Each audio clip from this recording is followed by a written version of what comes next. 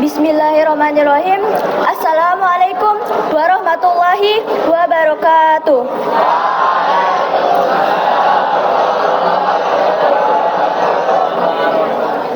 Alhamdulillahirabbil alamin wassalatu wassalamu ala asrofil anbiya'i wal mursalin wa ala alihi wa ashabihi ajmain. Amma ba'du. Puji syukur kita panjatkan kepada Allah Subhanahu wa taala yang telah memberikan rahmat dan nikmat kesehatan kepada kita sehingga kita dapat berkumpul pada acara hari ini. Semoga kita semua dirahmati oleh Allah Subhanahu wa taala. Amin amin ya rabbal alamin. Tak lupa sholawat serta salam kita haturkan kepada junjungan kita Baginda Rasulullah Sallallahu Alaihi Wasallam beserta para sahabat dan keluarganya, karena beliau telah membawa kita dari zaman jahiliyah menuju zaman yang terang benderang ini. Hadirin rahimakumullah, pada kesempatan kali ini saya akan menyampaikan ceramah yang berjudul berbakti kepada orang tua. Mendengar kata orang tua, kita pasti sudah sangat tidak asing kan? Jika nama orang tua terlintas dalam pikiran kita, maka kita akan berpikir bahwa orang tua adalah orang yang biasa kita sebut sebagai ayah dan juga ibu, yang merawat, membesarkan, mendidik kita tanpa kenal lelah. Walaupun banyaknya beban yang harus ditanggung oleh orang tua kita, bahkan rengekan kita, mereka masih bisa bersabar, bahkan terus merawat kita tanpa kenal lelah. Oleh karena itu, kita harus berbakti kepada kedua orang tua kita. Hukum berbakti kepada orang tua adalah wajib. Jika berani melawan, menghina, atau bahkan durhaka kepada orang tua kita, maka kita akan mendapatkan dosa yang sangat besar. Berbakti kepada kedua orang tua menduduki peringkat kedua setelah perintah untuk tidak menyekutukan Allah.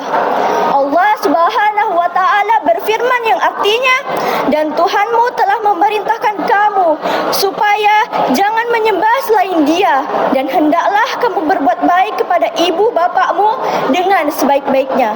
Jika salah seorang di antara keduanya atau kedua-duanya sampai berumur lanjut dalam peliharaaanmu, maka sekali-kali jangan pernah kamu katakan ah, dan jangan pula kamu durhaka kepada kedua orang tuamu. Doa orang tua kepada anaknya adalah mustajab. Maka mintalah selalu doa mereka, karena ridho dan kemarahan Allah terletak pada ridho dan kemarahan orang tua. Rasulullah Sallallahu Alaihi Wasallam bersabda, ridallahi fi ridal walidaini wa suhtullahi fi suhti walidaini, yang artinya keridhaan Allah itu terletak pada keridhaan orang tua, dan murka Allah itu terletak pada kemurkaan orang tua. Hadis riwayat Tirmizi. Hadirin rahimakumullah, berbakti kepada orang tua itu dapat dilakukan dengan berbagai cara. Salah satunya yaitu dengan bertutur kata yang baik kepada kedua orang tua kita. Jagalah setiap tutur kata kita sebagai anak agar senantiasa lemah lembut tatkala berbicara kepada kedua orang tua kita. Jauhilah ucapan yang bernada tinggi, apalagi membentak atau menghina mereka. Jangan pernah sekalipun berkata yang dapat melukai hati mereka. Hal yang kedua yang dapat kita lakukan yaitu adalah membantu meringankan pekerjaan orang tua kita. Setiap hari orang tua selalu sibuk mengerjakan pekerjaan rutinitas mereka. Terlebih ibu kita yang dari subuh sebelum kita bangun sudah bekerja untuk mempersiapkan keperluan kita. Betapa melelahkan pekerjaannya, tapi mereka tak pernah mengeluh. Maka tidak ada salahnya bagi kita untuk membantu meringankan beban orang tua kita, seperti membantu mencuci piring, menyapu halaman, mengepel lantai, membersihkan rumah, dan lain-lainnya. Meskipun mungkin kita tidak dapat membantu dalam meringankan pekerjaan-pekerjaan tersebut, tapi niscaya itu akan membuat orang tua kita merasa bahagia.